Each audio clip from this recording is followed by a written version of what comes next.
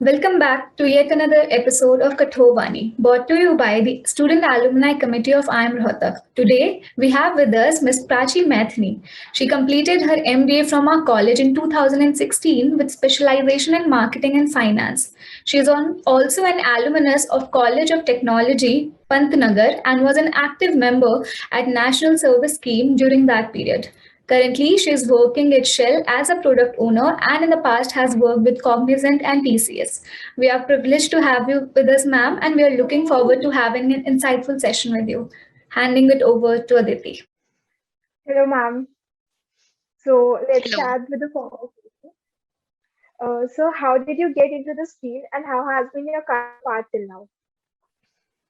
Well, my career path has been quite conventional. I would say I did computer engineering and then I worked as a software developer for some time, did my MBA, and since then I've been working across different domains.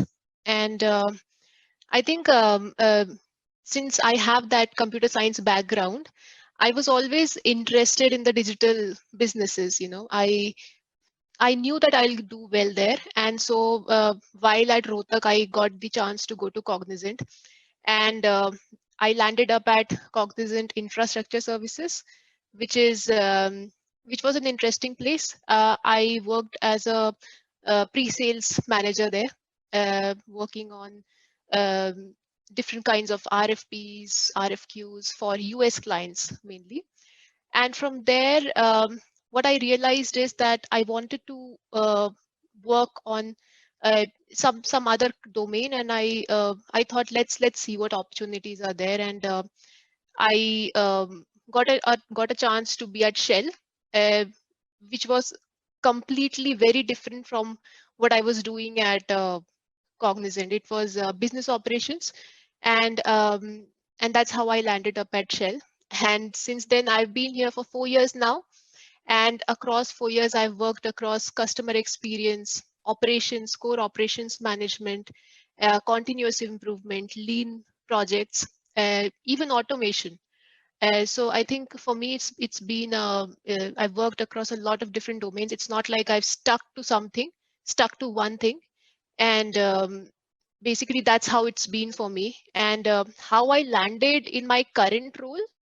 So there was one specific project which I worked on in my previous role here at Shell, wherein I led a new CRM product for Shell India, and we had a successful release for that in India. And I got the chance to be a part of the global CX team here, and now I lead such CRM products globally at Shell. So that's basically how I am in the current position. It's good to know that diverse portfolio has helped you reach here, and I'm sure that it has given you enough experience and exposure to new domains. So, so from working in IT sector to working in the oil and gas industry, how has the shift been? It has been a complete 180-degree shift for me. So when I moved from Cognizant to Shell, I changed my industry, I changed my role, and even my location. So I relocated from Bangalore to Chennai for joining Shell. And I knew it was a challenge for me, but I decided to take that challenge because I knew it would be a growth opportunity. So when I was in Cognizant, I was mainly working in pre-sales domain. So in pre-sales, it's more about understanding what kind of solutions, IT solutions a customer wants, and how do we best project those IT solutions from our side to the customer. And it was the work hours are very dynamic because you need to be dependent on the deadlines that you have, the when do you need to submit a proposal to a customer and all that. So it was a very different kind of atmosphere. And I have to say I enjoyed working a lot at Cognizant because the people were amazing. But the kind of there was the kind of work was very different, and I wanted to do something different. So when I came to Shell, uh, I first of all I was not working with US clients anymore. I was working in completely India business domain, working with lubricants customers, retail customers, the petrol pumps that we have, and marine vessels that we serve in India. So it was a complete shift from the kind of work I was doing, and I got into the whole the operations management process, the whole process from order to cash that the customer places. How do we onboard a customer to a company? Then how do we take orders from them? How do we process those orders? How do we invoice them? I For me, it was a very steep learning curve, I would say. I mean, the first 6 months at Shell, I taught myself about the energy industry. What exactly is the business? What exactly are we trying to do? I also taught myself the different tools that we use, like the ERP system, the SAP system, the CRM system. How is that used in operations? For me, it was a very steep learning curve, but I would say, I mean, I think it was the best decision I made in my corporate career, because I learned a lot, I grew a lot because of that. Talking about Shell, so what is the most rewarding or enjoyable part of your job? I think the most rewarding part would be the people. I really like working with the people that I work with. I get to learn a lot from them. There are people here who have a lot of experience, and it's always good to be in a room where the people are smarter than you, because then you get to learn a lot more. And that's one thing which I feel I have that here. Secondly, I have the kind of products that I'm leading here. Uh, I have a lot of autonomy in ownership in driving my roadmap or driving my work the way I want to drive it. I really like working in that kind of a setup, and and there's a lot of creativity that comes to the job. So in any product role, it's very important to have that creativity uh, there with you, because you need to really understand that what are you trying to do, um, what is the real need that you try, what is the real problem that you're trying to solve, and how do you solve that problem while maximizing the value that you get out of it in the budget that you have. And that's an interesting challenge to have. It's not a job where every day you'd go to work, it's the same thing that you do every day. Every day you go, you have different kinds of problems to solve and different things to do. So that's something that I find very interesting. And um, and I've actually learned about design thinking and how to do creative problem solving in my role. And that's something that I find very interesting, I would say, along with the people part, definitely. Sam. So there would be a lot of people and students who would like to take up job as yours. So is there any certification course or skills that you would advise the aspirants to look forward to? I think first thing that everyone, whoever is aspiring for a product role or a product owner role or a product manager role, uh, don't try to learn too many advanced frameworks or advanced, because I know that there's a lot of hype around product management, and you need to do this course to get jobs. But I think the most important thing is that get your basics right. Because if you're trying to solve any problem or you're trying to work on any product, ultimately it comes down to the basics, right? Even before you think of it as a framework or something else. So there's something called as design thinking, something called as first principles thinking, where you try to see that, okay, this is a product and I need to improve it or I need to create it. So what exactly is the problem that I'm trying to solve, right? And try to break that down and try to just work upwards from there. uh, just validate your assumptions, validate any hypothesis that you have, and try to go that structured thinking should be there. So I think that's the basic. If you get your structured thinking and you get your product mindset right, um, up after that it comes to doing some more courses and then trying to upskill. If specifically for product ownership, I have done the PSPO from scrum.org. That's the professional Scrum product owner certification. It's quite good because it gives you an overall idea of what a product owner is in the Scrum framework. Now, when it comes to talking about a product owner or a product manager, I think it varies company to company. Some companies say that product manager is supposed to only work on roadmap, vision, and identifying customer needs, but and the product owner is only limited to the Scrum team. But then in other companies, it's a bit of a mix. So don't go by titles. That's what I would say. Don't just say that this is the title and this is what it is. Just try to think what is the problem that you're solving and what is the value that you're trying to add, and what is the best way to add that. So even while working in a job or anywhere, don't go by titles of people. um, just try to think of it more as that there is one vision and everyone is working towards that one vision. What is the best way that we get to it?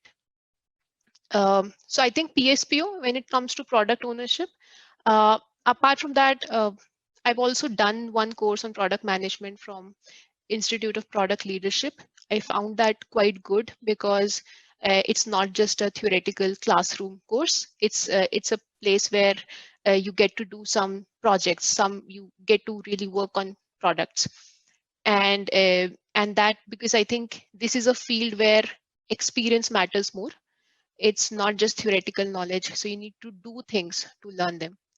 So that's something that has helped me. But I would say that I know that there's a lot of learning resources out there, even free learning resources. So try to explore. I would suggest to everyone, just try to explore what resources are there, what best suits you, and then go with that. So it's not that only this course is good or like that. So yeah, I think first thing, the basics. Get your basics right. What exactly are you trying to do? What is the role really about? It's not about titles, that you're only supposed to do this. You're supposed to maximize value. And it's not about creating complex features or fancy features. It is about solving a problem in the best way with the information that you have. So that's the basic. And first get your thinking part right, that how do you go about the structured thinking. And then you can also upskill via different, there's a lot of resources out there right now, I think. Thank you, ma'am. I'm sure that this would help a lot of aspirants. So, talking about the product owner, what do you think that they must have skills an aspirant should have to become a product owner? I think product owner, when we look at the Scrum definition of a product owner, uh, product owner is someone who maximizes value. Product owner is a value maximizer. So I have a product and I'm product owner for a product, and I have some business requirements, or I know that I need to improve this. What should I do with the business requirements or with what I know about the user uh, to maximize the value from the product? That's the ultimate goal of a product owner. And you should be good at doing that. It's not about only sticking to certain definitions, like I said, or certain processes. It's about finding out what is the best way to maximize that value. One thing that is very important in that is prioritization. How do you prioritize things? So if I'm a product owner and I have 20 things to do, uh, a lot of different people are telling me that this is important, get this feature in, or this feature is important, and I have a lot of things that I need to now see what to prioritize, because I know I have limited bandwidth from my development team, my developers who are actually going to code it. So now I need to decide what will maximize that value. So how do I identify how to maximize that value? I first look at my vision. What am I really trying to do? And which of those features really help me meet that vision? Second, I see that if I quantify the value, right, is something leading to incremental revenue, or something is growing my business, or something is reducing my cost, which feature will help me do that? And then once I understand, I get a quantified view of my value, I then prioritize it. So that's a very important skill for a product owner to know. Second thing is the behavioral aspects. It's often ignored, but it's very important because you need to know how to work with different kinds of people, uh, with developers, with your business stakeholders, with your users, with your architects, with a lot of different people. So you need to be someone who's good at working with different people and empathize with them. Be honest, be transparent, and don't think that if I'm a product owner, I am, kind of above anyone else. So it's not the case. You need to be someone who understands people and is empathizes with everyone. um, I think those two, and the third I would say is, again, the Scrum framework. Understand what it is. That is the simple easy part. To understand what is Scrum, you can do courses, understand what is Scrum, and you have sprints, regular sprints, and before every sprint you need to prioritize your backlog, your Scrum backlog, and then you have to, after the sprint, you need to then have a retrospective. So just understand what are the ceremonies in Scrum, because product owner is essentially a Scrum rule. It's defined by Scrum, right? So understand what is Scrum and what are the ceremonies in Scrum, what are the artifacts in Scrum. um, that would be, I think, an easy part, because that's available in a lot of courses in the Scrum certifications. Next thing I would say, have an understanding of your users, uh, your business users. Who are these users, right? Empathize with them, and you should understand, if you are in a business. For example, I'm in the energy business and I'm developing a product for the marine business, for example. So I need to understand who are these users who will use this digital product, how will they use it, and I need to be very good at getting their point of view as a product owner. That's also very important, and also understand a bit of IT. uh, it's not necessary for you to know everything, know coding or know everything that is done by developers, but you need to get a high level view of what exactly is happening, right? So that's also important, because that's how you get to talk to people. Yeah, I think I've summarized everything that's important. Yes, ma'am. I think these skills are very important for aspirants who are want to become a product owner. Now, let's move on to the informal questions, ma'am. Sure. So the first question is, what is the best things that you have learned being a Kathor? Managing pressure, managing a lot of pressure and a lot of things at the same time. I think that's the top learning for me, because in college, I remember we had so many things going on at the same time, classes, and then so many events, and so much is going on, and you need to keep up with everything. For me, that's the top learning, and that helps you a lot in life. The second question is, what do you miss about Kathor? I miss I miss being together with friends, and that college atmosphere. That's one thing I miss, even though we did not have the campus that you have now. Um, but still, it was a nice college atmosphere, and having food in the mess together. That's something I would say. Yeah. The next question is, if you could only have three things in your bucket list, what would they be? Three things in my bucket list which I could have. I would say I'd like to travel a lot more. We haven't been able to do that since the last 2 years, but I hope things get better, and we are able to travel and go to different places. That's one thing for me.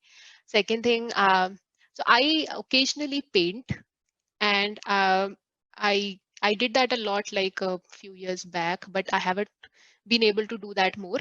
I'd like to get more time to do that. And apart from that, I think I'd like to read more books. I have a lot of books which I haven't read. So yeah. Okay, ma'am. Thank you for answering. Now let's move on to the rapid fire round. Sure. So I'll tell the word and you answer it. The first thing that come into your mind. So first, Kathor. College life. Hangout place in Rohtak. Kafa. Library. Didn't go much. Hostel. Parties. Roommate. Friend. Good friend. Presentations. Stress. Free riders. Had a lot. Group projects. Interesting sometimes. Infusion. Energy. Least favorite subject and most favorite subject. Least favorite subject. There was something about law, I think, in first year. And I remember we used to just write something. Yeah. And most favorite subject. I really enjoyed IAPM. I took up finance in second year. I was new to finance, just wanted to see the subject. So, but I really enjoyed it surprisingly. Maggie. Comfort food. Mess. Friends. I remember just everyone together there. Coffee breaks.